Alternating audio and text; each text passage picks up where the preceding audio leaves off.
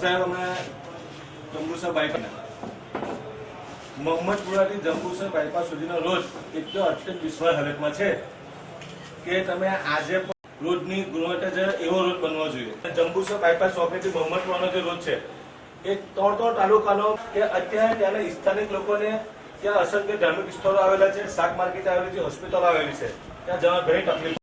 નગરપાલિકાનો કોઈ માલિક નથી, લોકોને હવાલે કરીને અત્યારે નગરપાલિકાને જેના પ્રશ્નો મોટા મોટા આવતા હોય વ્યક્તિ કોને કહેવા જાય।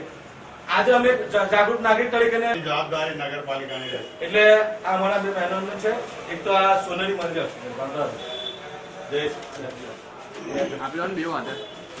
હા અમારા બંને મહેમાનો છે, એક બાયપાસ ચોકીનો રોડ નવો બનાવો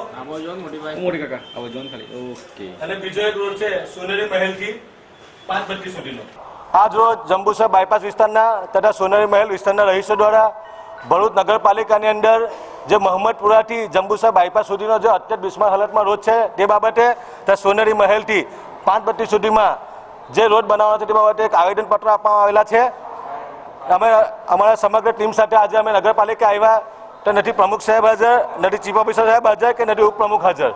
અમે એમને ચીફ ઓફિસરને તપાસ કરતા કે મારા બોર્ડાનો સમય છે બરોબર પછીનો, તો શું નગરપાલિકા લોકોના હવાલે છે, કોના હવાલે આ સ્થાનિક પ્રજા આજે રજૂઆત કરવા કોઈ પ્રોબ્લેમ આવ્યો હતો।